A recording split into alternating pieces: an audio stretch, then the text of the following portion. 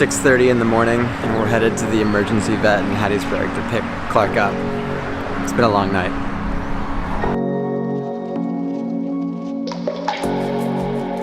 Hold your breath, we're sinking in this ground we lie on.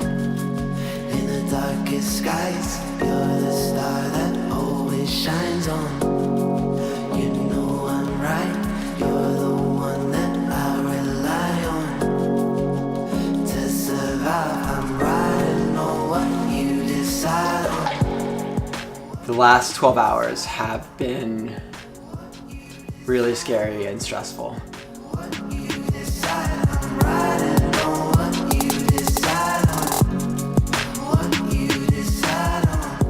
So yesterday, Clark and Jack were playing fetch by the pond. They were swimming, we were throwing tennis balls. Everything seemed great. They'd been lounging in the sun and really just enjoying their time.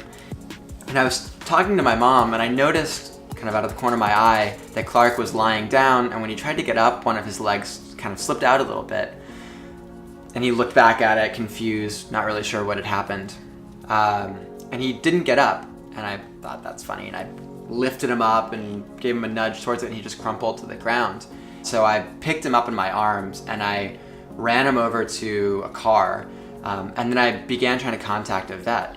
Poplarville is kind of a rural town. The closest vet that was open was an emergency clinic 35 miles away, or about a 45-minute drive. Clark, Liz, and I sped off. By the time we got to the clinic, Clark was non-responsive, his eyes had rolled back in his head. And when we carried him in and put him on the table, the vet, he was ready to advise us to say goodbye, that this was the end. In the darkest skies, you're the star that always shines on.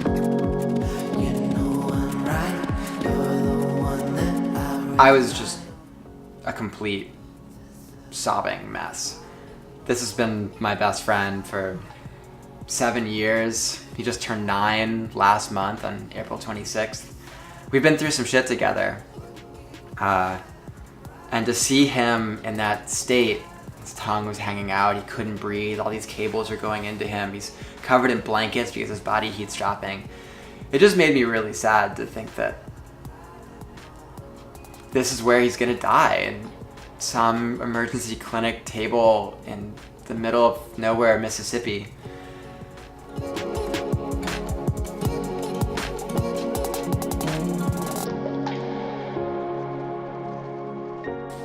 When your dog gets poisoned and you don't know exactly what it is, it's almost impossible to narrow it down. Did they get bitten by a snake? Was there a spider? I was frantically calling back to my parents to try to figure out, did they have any rat poison in the house? And all that the vet could say at this point was to just go home and hope for the best, that they keep an eye on him, but that things could turn pretty quickly, either positively or worse. And as we were getting ready to leave, one of the nurses rushed out and told us to come back into the room.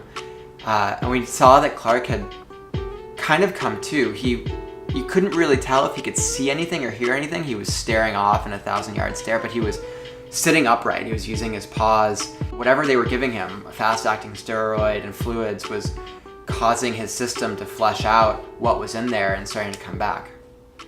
At 6 a.m. this morning, we drove back to the clinic to pick him up.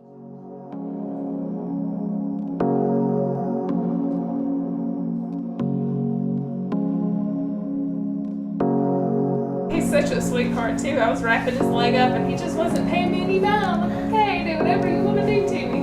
He's sweet, sweet as can be.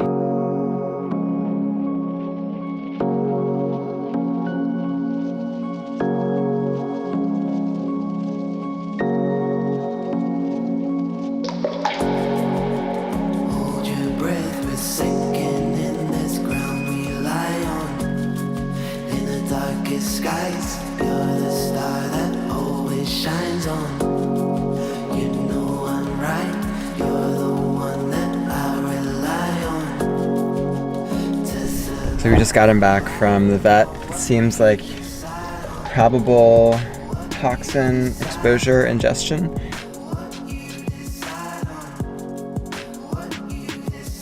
Now we're just gonna go home and maybe try to get some sleep. Look like we'll rest for a couple days.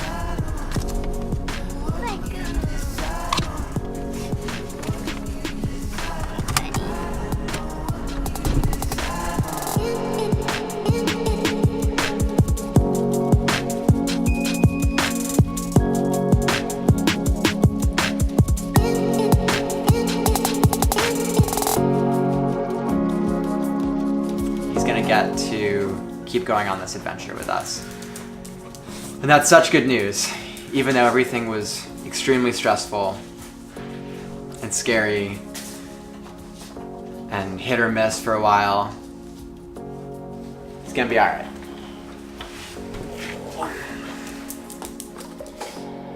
Hey, Jack.